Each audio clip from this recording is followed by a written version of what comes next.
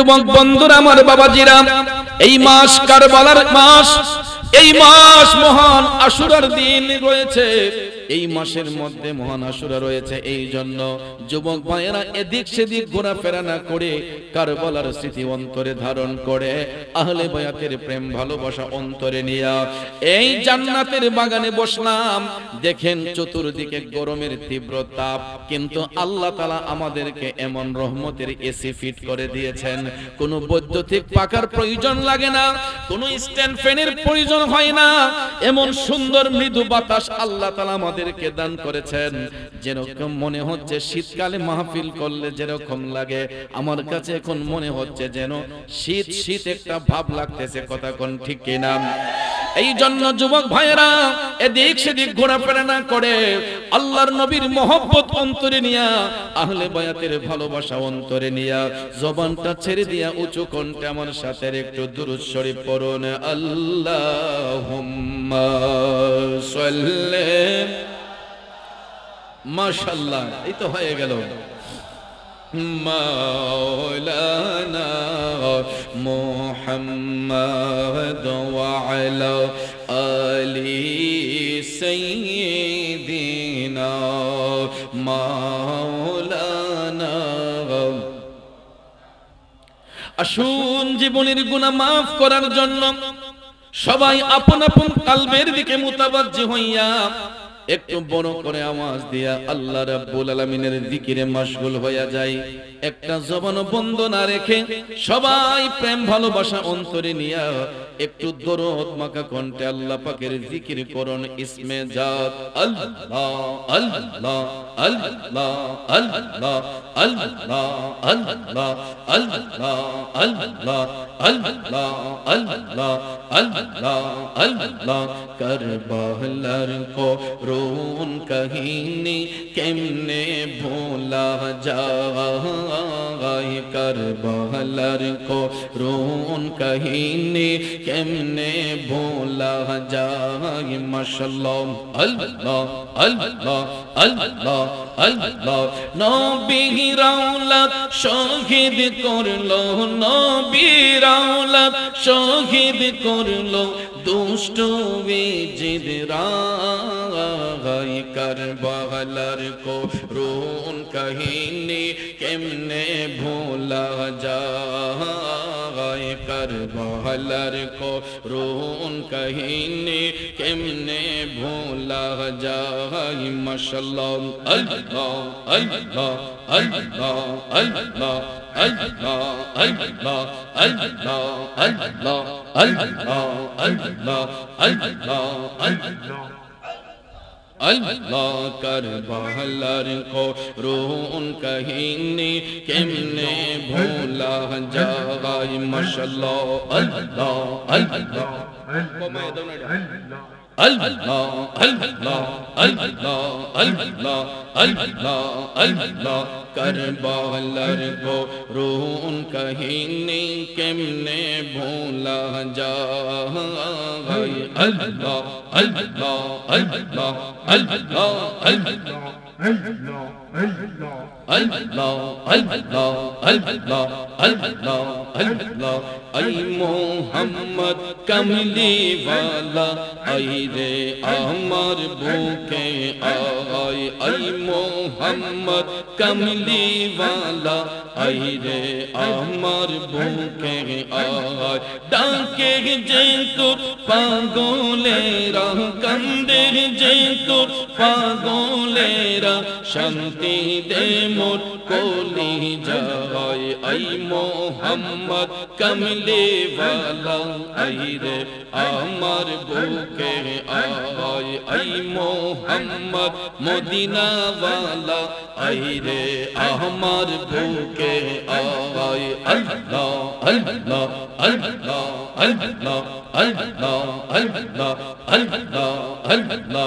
চাঁদ সূরজ গ্রহ তারা জিন ইনসান ফেরেশতারা, চাঁদ সূরজ গ্রহ তারা জিন ইনসান ফেরেশতারা দিন রোজনে চাইছে, তারা দিন রোজনে চাইছে, তারা ফুল তুলে দিতে গলায়। আই মোহাম্মদ মদিনাওয়ালা আই রে আমার বুকে আই, আই মোহাম্মদ কামলিওয়ালা আই রে আমার বুকে আই। আল্লাহ আল্লাহ আল্লাহ আল্লাহ আল্লাহ আল্লাহ আল্লাহ। ফকির দরবেশ বাদশা ওলি দুলিতে সেই ফুলের কলি, ফকির দরবেশ বাদশা ওলি দুলিতে সেই ফুলের কলি, কাঁদে নিয়া ভিক্ষার জলে কান্দে গাছতলা। আই মোহাম্মদ মদিনাওয়ালা আই রে আমার বুকে আয়। আল্লাহ আল্লাহ আল্লাহ আল্লাহ লা ইলাহা ইল্লাল্লাহ মুহাম্মাদুর রাসূলুল্লাহ সাল্লাল্লাহু আলাইহি ওয়াসাল্লাম। একটা জবান বন্ধ রাখবেন না, চিৎকার মেরে বলি আল্লাহু আকবার।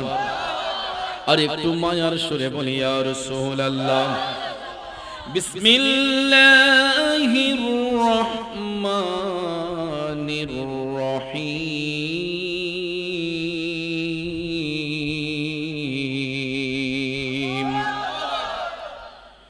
ইন্নামা ইউরিদুল্লাহু লিইয়ুযহিবা আনকুমুর রিজসা আহলাল বাইতি ওয়া ইউতাহহিরাকুম তাতহীরা।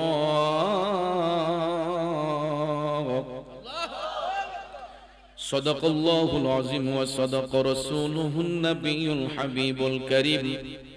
ونحن على ذلك من الشاهدين والشاكرين والحمد لله رب العالمين. ربي صل وسلم وبارك عليهم.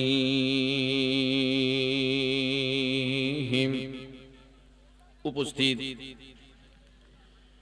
ঐতিহ্যবাহী ব্রাহ্মণবাড়িয়া জেলার অন্তর্গত সরাইল উপজেলাধীন নতুন হাবিলি সাগরদিঘির পশ্চিম পাড় বালুর মাঠে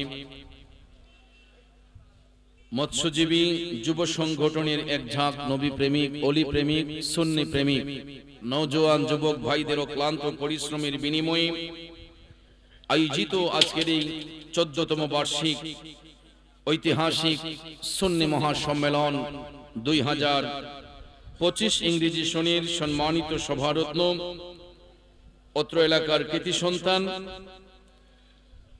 রঘুনাথপুর ফাজিল মাদ্রাসার স্বনামধন্য সহকারী অধ্যাপক মুফাসসিরে কুরআন পীরে তরিকত রহনুমাই শরীয়ত শ্রদ্ধেয় বড় ভাই মোহাম্মদ রফিকুল ইসলাম রিজভী সুন্নি আল কাদরি সাহেব মাদ্দাজিল্লাহুল আলিম,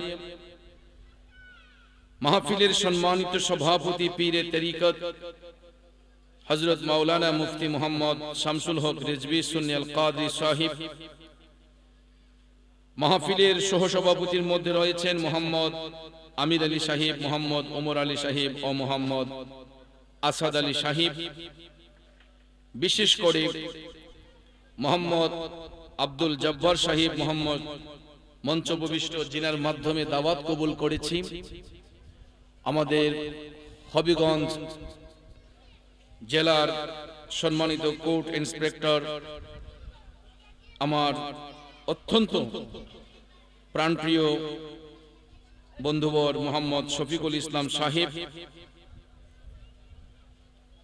আমার পরবর্তীতে যিনি আলোচনা করবেন আমাদের সকলের সুপরিচিত শ্রদ্ধেয় বড় ভাই হযরত মাওলানা আব্দুর রহমান রিজভী সুন্নি আল কাদরি সাহেব। বিশেষ করে আজকের মাহফিলে ওয়াইজিনে কেরামদের মধ্যে জিনাদের নাম পোস্টারে উল্লেখ রয়েছে, প্রত্যেকের নাম নেওয়াটা বিশেষ প্রয়োজন। একাধিক নাম থাকার দরুন সবার নাম উল্লেখ করতে না পারলেও সবার প্রতি আন্তরিক স্নেহ শ্রদ্ধা ভালোবাসা রইল। আমার সামনে উপস্থিত শ্রদ্ধা মুরব্বিয়ানে কেরাম, যুবক ভাইয়েরা, ছাত্র ভাইয়েরা, পর্দানিসীন মা বোনেরা, বিভিন্ন দূর দূরান্ত থেকে আগত মিডিয়া কর্মী ভাইয়েরা, সবার প্রতি আন্তরিক সালাম। আসসালামু আলাইকুম ওয়া রাহমাতুল্লাহি ওয়া বারাকাতুহু। রব্বুল ইজ্জতের আলিশান দরবারে লাখো কোটি শুকর গুজার করার পর প্রিয় নবী সরকারে দু আলম নূরে মুজাসসাম মুহাম্মদুর রাসূলুল্লাহ সাল্লাল্লাহু তাআলা আলাইহি ওয়াসাল্লামের শানে নাতে মুস্তাফা, দুরুদে মুস্তাফা সাল্লাল্লাহু আলাইহি ওয়াসাল্লাম পরিবেশন করে আপনাদের খেদমতে মহাগ্রন্থ আল কোরআনুল কারীমের সূরাতুল আহজাবের 33 নম্বর আয়াতে পাকের শুরু থেকে কিছু তেলাওয়াত করেছি। খুব অল্প সময়ে আয়াতে পাকের মূল অর্থ তাফসীরের ভাষায় কিছু আলোচনা এসেছে, এগুলো উপস্থাপন করে মিলাদ শরীফ হবে, সুযোগ হলে আরেকটু জিকিরের তালিম হবে। পরিশেষে প্রধান অতিথির আলোচনার মাধ্যমে আমরা শেষ মোনাজাত দিয়ে আপন আপন বাড়িতে যাব। আল্লাহ পাক যেন শেষ মোনাজাত পর্যন্ত আমাদের সকলকে ধৈর্যের সহিত বসার সুযোগ দান করেন। আমরা সকলে বলি আমিন, আর একটু জবান ছেড়ে বলি আমিন। প্রিয় ভাইয়ের আমার, পৃথিবীর জমিনে আল্লাহ রাব্বুল আলামিন মানুষ জাতিকে শ্রেষ্ঠ জাতি রূপে স্বীকৃতি দিয়েছেন, ঠিক কিনা? তবে পৃথিবীতে যত আদম সন্তান রয়েছে সকল আদম সন্তান আমরা গুনাহযুক্ত, ঠিক কিনা বলেন? এমন কোন আদম সন্তান গ্যারান্টি দিয়ে বলতে পারবে না যে আমি গুনাহ থেকে মুক্ত। যত বড় আল্লাহ ওয়ালা হই, যত বড় পীর সাহেব হই, যত বড় বুজুর্গ হই, আমরা সবাই নিজেকে গুনাহগার বলে স্বীকার করি, ঠিক কিনা? আমরা সবাই গুনাহযুক্ত, তবে রাসূল সহ রাসূলের আহলে বায়াত গুনাহ থেকে মুক্ত। আমরা গুনাহযুক্ত, রাসূলের আহলে বায়াত গুনাহ থেকে। এটা আমি মুরাদ চৌধুরীর বক্তব্য নয়, এটা কোনো আলেম ওলামার বক্তব্য নয়, এটা কোনো মুফতি মুহাদ্দিসের বক্তব্য নয়। স্বয়ং রব্বুল ইজ্জত সূরাতুল আহজাবের 33 নম্বর আয়াতে পাকের মাধ্যমে এটা স্পষ্ট করে আহলে বায়াতকে সম্মানিত করেছেন, তাদের পবিত্রতা স্বয়ং রব্বুল ইজ্জত বর্ণনা করেছেন, ঠিক কিনা বলুন? আসুন এবার দেখি আল্লাহ পাক কোরআনে পাকে আহলে বায়াতকে কিভাবে ইজ্জত দিলেন, জানার আগ্রহ আছে না নাই? বিসমিল্লাহির রহমানির রহিম। ইন্নামা ইউরিদুল্লাহু লিইয়ুযহিবা আনকুমুর রিজসা আহলাল বাইতি ওয়া ইউতাহহিরাকুম তাতহীরা।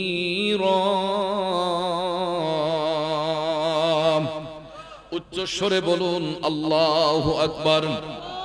সম্মানিত হাজিরিন, আল্লাহ রাব্বুল আলামিন বলেন, হে আহলে বায়াত, নিশ্চয়ই আল্লাহ রাব্বুল আলামিন চান তোমাদেরকে সমস্ত পাপ রাশি থেকে মুক্ত রাখতে এবং সম্পূর্ণরূপে পুত পবিত্র রাখতে। জোরে বলুন, ইচ্ছে পোষণ করলেন কে? এই হলো আয়াতে পাকের সরল তরজমা। আসুন এবার এই আয়াতে পাকের বিস্তারিত ব্যাখ্যার দিকে চলে যাই। সম্মানিত হাজিরিন, এই আয়াতে পাকের শান নুজুল বর্ণনা করতে গিয়ে বলা হয়েছে, যেই দিন এই আয়াতে পাক অবতীর্ণ করা হয়েছিল, রাহমাতাল লিল আলামিন নবী ওই মুহূর্তে উপস্থিত ছিলেন। নবীজির স্ত্রী মুমিনদের মা আম্মা জান উম্মে সালমা রাদিয়াল্লাহু তাআলা আনহার হুজরা শরীফের মধ্যে। গভীর মনোযোগ বাবাজির আমার, রাহমাতাল লিল আলামিন মায়ার নবী, দয়ার নবীজির 11 জন বিবি ছিলেন, যাদেরকে বলা হয় উম্মাহাতুল মুমিনিন। উনারা হচ্ছেন মুমিনদের মা। এরই মধ্যে একজন হলেন আম্মা জান উম্মে সালমা রাদিয়াল্লাহু তাআলা আনহা। রাসূল ওই দিন আম্মা জান উম্মে সালমা রাদিয়াল্লাহু তাআলা আনহার হুজরা শরীফের মধ্যে আরাম করেছিলেন। হঠাৎ করে জিবরাইল আলাইহিস সালাম ওহী নিয়া নবীজির কদম মোবারকে হাজির হইলেন। আম্মা জান উম্মে সালমা রাদিয়াল্লাহু তাআলা আনহা তিনি নিজে বর্ণনা করেন, আমি তখন লক্ষ্য করেছি রাসূল সহ 7 জন আমার ঘরের মধ্যে তখন উপস্থিত ছিলেন। রাসূল সহ 7 জন উপস্থিত ছিলেন। এই 7 জনের প্রথম হচ্ছেন জিবরাইল আলাইহিস সালাম, আরেকজন হচ্ছেন মিকাইল আলাইহিস সালাম, তারপরে ছিলেন রাহমাতাল লিল আলামিন, তারপরে ছিলেন বেলায়েতের বাদশা, যার কাছ থেকে বেলায়েতের আগমন হয়, মুশকিল কুশা শেরে খোদা হযরতে মাওলায়ে আলী রাদিয়াল্লাহু তাআলা আনহু, তারপরে যিনি ছিলেন জগতের মা খাতুনে জান্নাত, জান্নাতের রমণীদের সরদারিনী আম্মা জান ফাতেমাতুজ জাহরা রাদিয়াল্লাহু তাআলা আনহা, তারপরে ছিলেন ইমামে মকাম নবীজির কলিজার টুকরা নাতি হযরতে ইমাম হাসান রাদিয়াল্লাহু তাআলা আনহু, তারপরে যিনি ছিলেন নবীজির কলিজার টুকরা নয়ন মুবারকের মণি ইমামে মকাম ইমাম হুসাইন রাদিয়াল্লাহু তাআলা আনহু। এই 7 জন উপস্থিত। আম্মা জান উম্মে সালমা রাদিয়াল্লাহু তাআলা আনহা বলেন, আমি লক্ষ্য করেছি এই 7 জন আমার ঘরে তখন উপস্থিত ছিলেন। আয়াতে কারিমা অবতীর্ণ হওয়ার সঙ্গে সঙ্গে আম্মা জান উম্মে সালমা রাদিয়াল্লাহু তাআলা আনহা নবীজির কদম মোবারকের মধ্যে সালাম পেশ করলেন, আসসালাতু ওয়াসসালামু আলাইকা ইয়া রাসূলুল্লাহ। নবী গো, ওগো দয়ার নবীজি, কারা আপনার আহলে বায়াত? আমি কি আপনার আহলে বায়াতের অন্তর্ভুক্ত? আল্লাহর হাবিব তখন মুস্কি মুস্কি হেসে দিয়ে বললেন, ও আমার প্রাণের উম্মে সালমা, তুমি আমার স্ত্রী, এটা সত্য। আল্লাহ রাব্বুল আলামিন তোমাকে জান্নাতের শুভ সংবাদ দিয়েছেন, এটাও সত্য, কিন্তু তুমি আমার আহলে বায়াতের অন্তর্ভুক্ত নও। গভীর মনোযোগ চিন্তা করেন, যিনি নবীজির সংসার জীবন করলেন, নবীজির স্ত্রী, মুমিনদের মা, তা সত্ত্বেও উনার প্রশ্নের জবাবে আল্লাহর হাবিব বলেছেন, হে উম্মে সালমা, তুমি আমার স্ত্রী, এটা সত্য। আল্লাহ তোমাকে জান্নাতের শুভ সংবাদ দিয়েছেন, এটাও সত্য, কিন্তু তুমি আমার আহলে বায়াতের অন্তর্ভুক্ত নও। এই কথা শোনার সঙ্গে সঙ্গে আম্মা জান উম্মে সালমা রাদিয়াল্লাহু তাআলা আনহা জানতে চাইলেন, নবী গো, তাইলে কারা আপনার আহলে বায়াত? আল্লাহ তাআলা তো কোরআনে পাকে ঘোষণা দিয়ে দিলেন কারা আপনার আহলে বায়াত। ওই মুহূর্তে আমার দয়াল নবীজির শরীর মুবারকের মধ্যে কালো রঙের চাদর মুবারক আবৃত করা ছিল। কি রঙের? নবীজির শরীর মুবারকের মধ্যে কালো রঙের চাদর আবৃত করা ছিল। আল্লাহর হাবিব আম্মা জান উম্মে সালমা রাদিয়াল্লাহু তাআলা আনহাকে জানানোর জন্য তিনি উত্তরে হযরতে মাওলা আলীকে ডান পাশে বসালেন, আম্মা জান খাতুনে জান্নাতকে বাম পাশে বসালেন। টান দিয়া নবীজি ছোট্ট নাতি 2 জন ইমামে মকাম হাসান রাদিয়াল্লাহু তাআলা আনহুকে এক পাশে বসালেন, আর একটা রান মুবারকের মধ্যে ইমাম হুসাইন রাদিয়াল্লাহু তাআলা আনহুকে বসাইয়া এই কালো রঙের চাদর মুবারকে রাসূল আবৃত করলেন।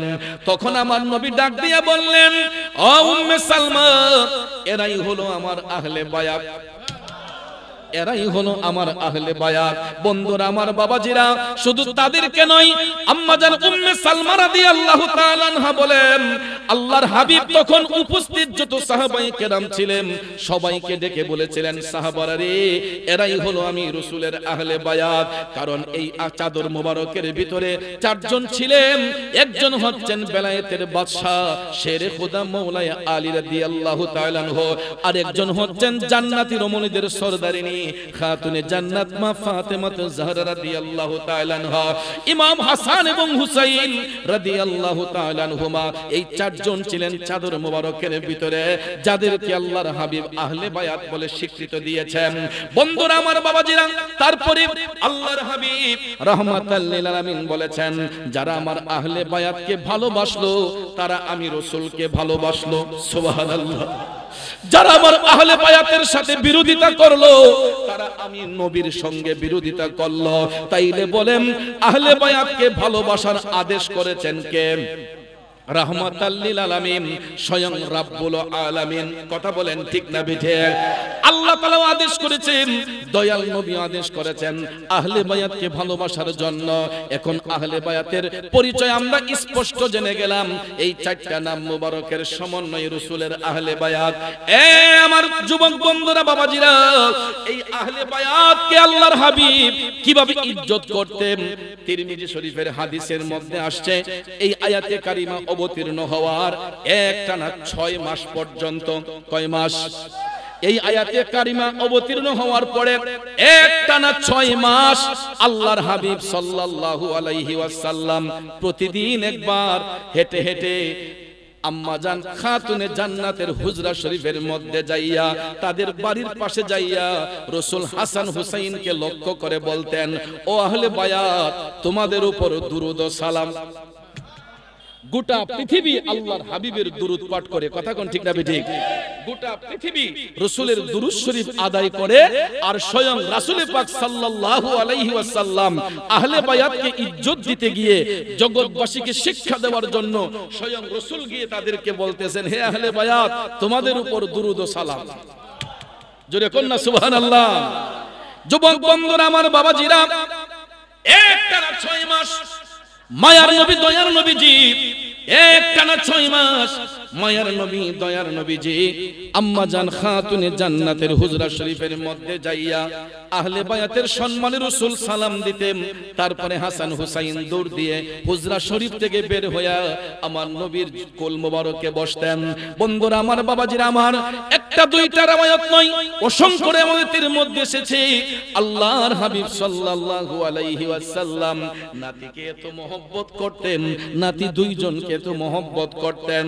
রাসূল বলতেন, আমার দুইটা চোখ মোবারক, একটা চোখের মনি হলো আমার হাসান, আর একটা চোখের মনি হলো আমার হুসাইন। तेरी नस्ले पाक में है बच्चा बच्चा नूर का, तेरी नस्ले पाक में है बच्चा बच्चा नूर का, तू है आईने नूर तेरा, तू है आईने नूर तेरा, सब घराना नूर का। उच्च स्वरे बोलुन ना सुबहानाल्लाह। আমার রাসূল বলতেন, আমার দুইটা চোখ মোবারক, একটা চোখের মনি আমার হাসান, আর একটা চোখের মনি আমার হুসাইন। এই বলিয়া হাসান হুসাইনকে আমার রাসূল মহব্বত করতেন, ভালোবাসতেন।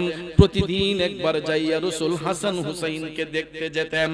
প্রতিদিনের নিয়াই আল্লাহর হাবিব সাল্লাল্লাহু আলাইহি ওয়াসাল্লাম একদিন আম্মাজান খাতুনে জান্নাতের হুজরা শরীফের মধ্যে যাইয়া, কলিজার টুকরা ফাতেমা, আমার নাতি হাসান হুসাইন কোথায়, এদেরকে দেখছি না কেন? সঙ্গে সঙ্গে খাতুনে জান্নাত ডাক দিলেন, ও হাসান হুসাইন।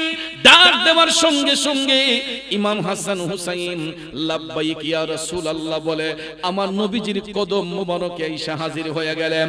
তখন মায়ার নবীজি একটা রান মোবারকের মধ্যে বসালেন ইমাম হাসানকে, আর একটা রান মোবারকের মধ্যে বসালেন ইমাম হুসাইন রাদিয়াল্লাহু তাআলা আনহুকে। দয়াল নবী দুই নাতিকে জড়ায়া ধইরা একটা চুম্বন দেন আমার নবী ইমাম হাসানের গালে, আরেকটা চুম্বন দেন আমার নবী হুসাইনের গালে। একটা চুম্বন ইমাম হাসানের গালে, আরেকটা চুম্বন হুসাইনের গালে। নাতি দুইজনকে জড়াইয়া ধরে দয়াল নবী আদর করছেন, সোহাগ করছেন।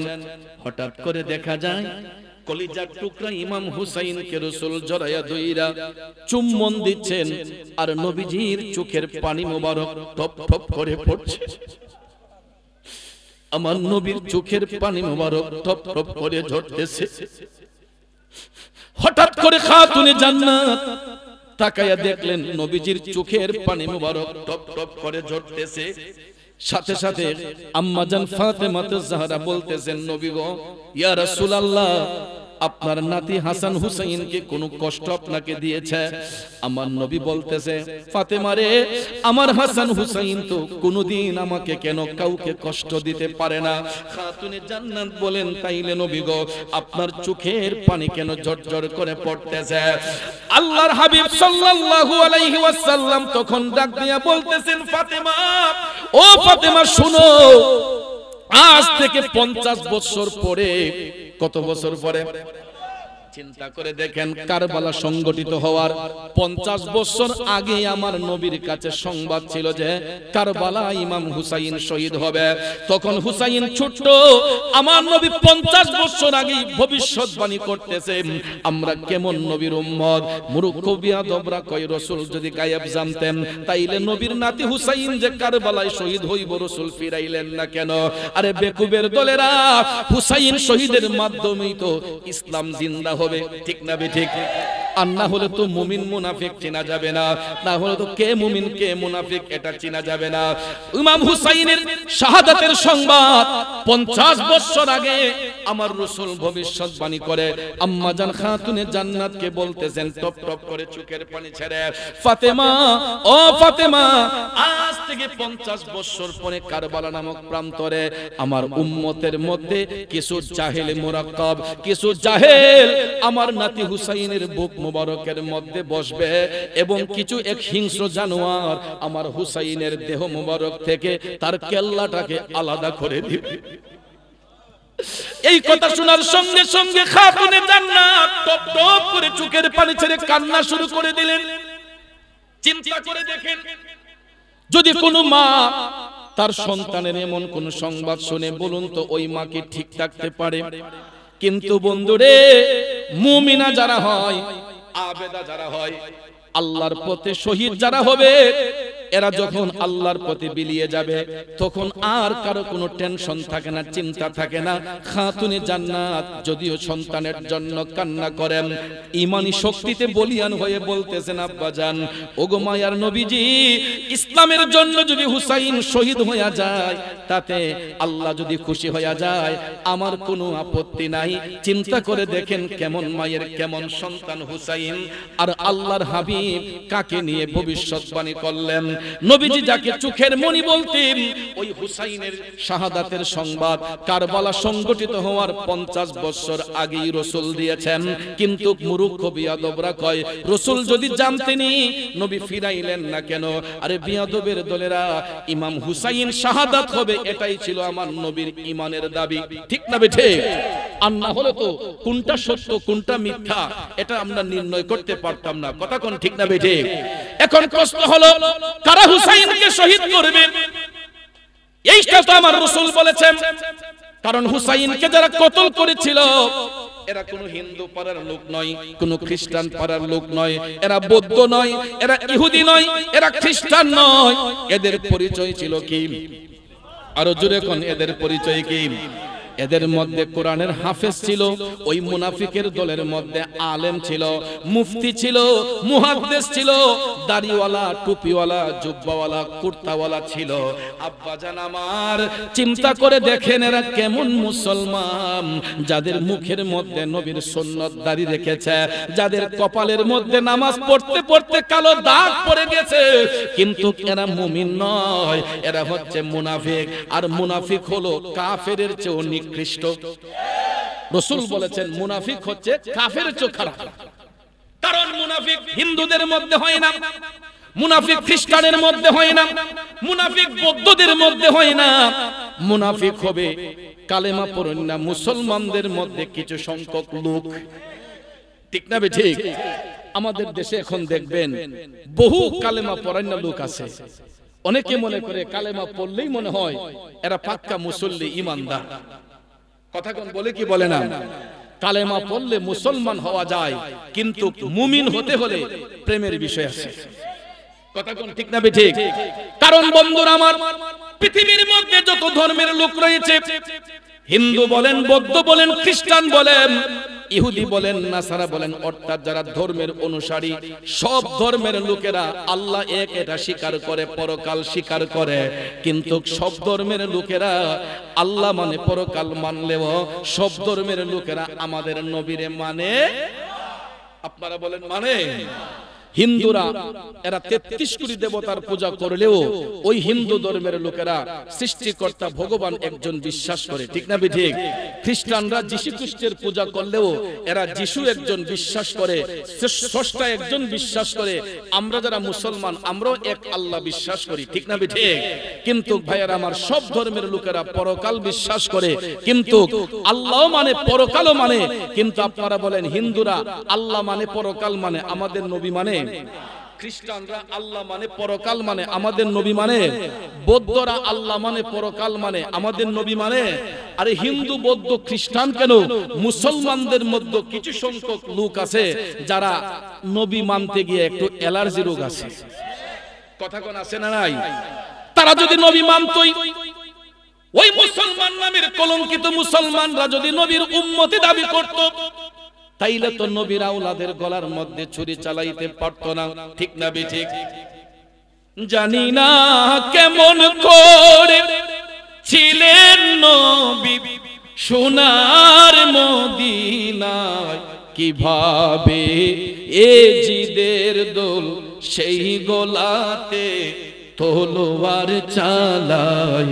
হে হোসেন নবীজির আওলাদ সালাম জানাই মোরা তোমায়, যে গলায় চুমু খেতেন আল্লাহর হাবিব নবী মুস্তাফা, ঠিক না বেঠে? যে গলায় চুমু খেতেন আল্লাহর হাবিব নবীজি মুস্তাফা, কিভাবে সেই গোলাতে বেদিনের দল তলোয়ার চালায়। হে হোসেন নবীজির আওলাদ সালাম জানাই মোরা তোমায়। কথা বলেন ঠিক কিনা? বন্ধুরা আমার, বাবাজিরা, হুসাইনকে তারাই শ্রদ্ধা করে যাদের মধ্যে ইশকে মুস্তাফার প্রেম আছে। হুসাইনের বিরুদ্ধে তারাই কথা বলে, আহলে বায়াতের বিরুদ্ধে তারাই কথা বলে যাদের সিনার মধ্যে হুব্বে মুস্তাফার প্রেম নাই, ইশকে মুস্তাফার প্রেম নাই। কথা বলেন ঠিক কিনা? যুবক বন্ধুরা আমার, বাবাজিরা, আহলে বায়াত পাক পাঞ্জাতনকে ভালো না বাসলে তো জান্নাতি পাওয়া যাবে না। কথা কোন ঠিক কিনা? জান্নাতের আশা যদি করতে হয় বাধ্যতামূলক আহলে বায়াতকে ভালোবাসতে হবে। আহলে বায়াতকে ভালো না বাসলে জান্নাত পাওয়া যাবে না। কারণ আমার রাসূলের কথা সত্য না মিথ্যা? জোরে বলেন, সত্য না মিথ্যা? নবীজি বলেছেন ফুলসিরাতের পুলের জিম্মাদার হলো শেরে খোদা মওলা আলী। আল্লাহর কোন বান্দা বান্দী যদি জান্নাত পেতে হয়, জান্নাতে যেতে চায়, তাহলে অবশ্যই তাদেরকে ফুলসিরাতের পুল পার হতে হবে। কথা কোন ঠিক কিনা? এখন আপনারা বলেন ফুলসিরাতের পুলটা কি আমাদের ভৈরব ব্রিজের সমান হবে, নাকি একটু বড় পদ্মা সেতুর সমান, যমুনার সমান? গভীর মনোযোগ যুবক ভাইয়েরা আমার, ফুলসিরাতের পুল পদ্মা সেতুর সমান নয়, যমুনা সেতুর সমান নয়, মেঘনা নদীর সমান নয়, দাউদকান্দি ব্রিজের সমান নয়, ভৈরব ব্রিজের সমান নয়। হাদিস শরীফ প্রমাণ করেছে ফুলসিরাতের পুলের দৈর্ঘ্যটা হবে, মানুষ যখন পাও দিয়ে হেঁটে যাবে 30,000 বছরের রাস্তা হবে ফুলসিরাতের পুলের দৈর্ঘ্য।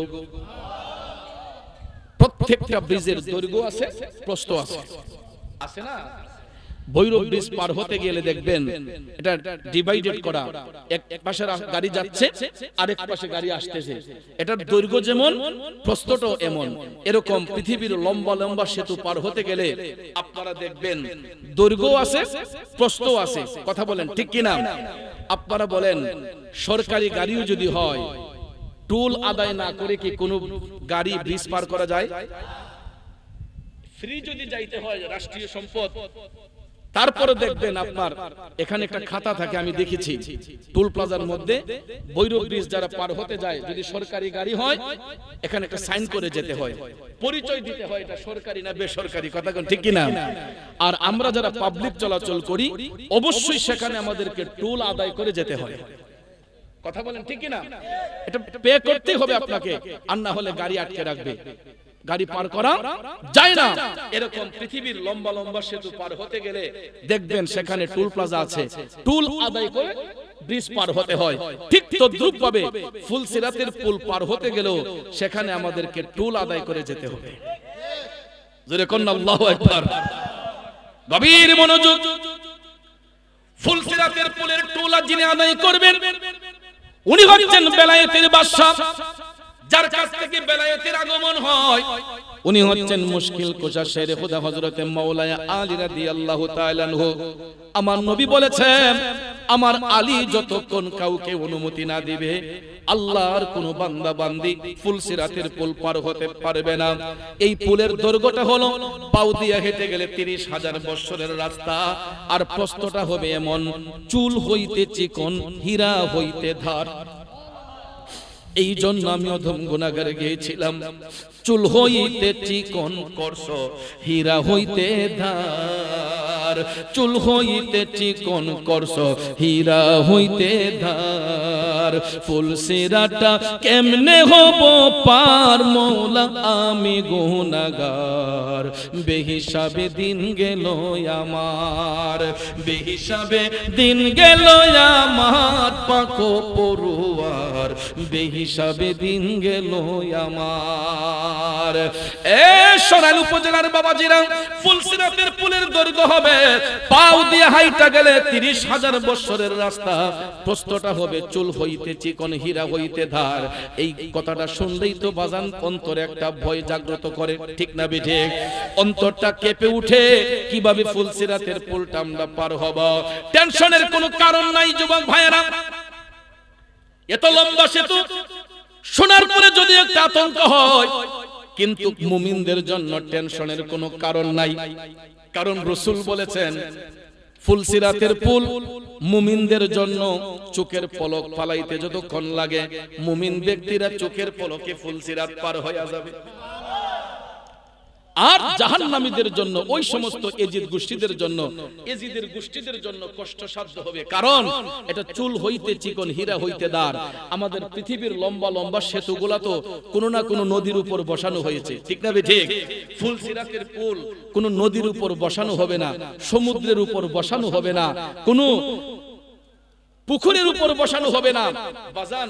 ফুলসিরাতের পুলটা বসানো হবে জাহান্নামের জ্বলন্ত আগুনের উপরে, জাহান্নামের জ্বলন্ত আগুনের উপরে ফুলসিরাতের পুল বসানো হবে। এটার লম্বা হবে পাও দিয়ে হাইটা গেলে ৩০,০০০ বছরের রাস্তা, আর প্রস্থ হবে চুল হইতে চিকন হীরা হইতে ধার। জাহান্নামী ব্যক্তিরা যখন এই ব্রিজ পার হতে যায় তখন তারা পাও রাখার সাথে সাথে তাদের পাওগুলা দ্বিখণ্ডিত হয়ে যাবে, আর এরা এই ব্রিজে টিকে থাকতে পারে না। তখন তাদের স্থান কোথায় হবে? জাহান্নামের আগুনে। কোথায় হবে? জাহান্নামের আগুনে হয়ে যাবে। এই জন্য যারা দিনদার, যারা মুত্তাকি, যারা ঈমানদার, যারা পরহেজগার, এরা যখন ফুলসিরাতের পুল পার হতে যাবে মাওলা আলীর কাছে পরিচয় দিবে যে আমরা পাক পাঞ্জাতনের গোলাম, আমরা দয়াল নবীর গোলাম, আমরা আহলে বায়াতকে ভালোবাসি। এই পরিচয় পাওয়ার সাথে সাথে তাদেরকে যখন অনুমতি দেওয়া হবে তোমরা পার হও, তখন ওই ব্যক্তিরা চোখ বন্ধ করবে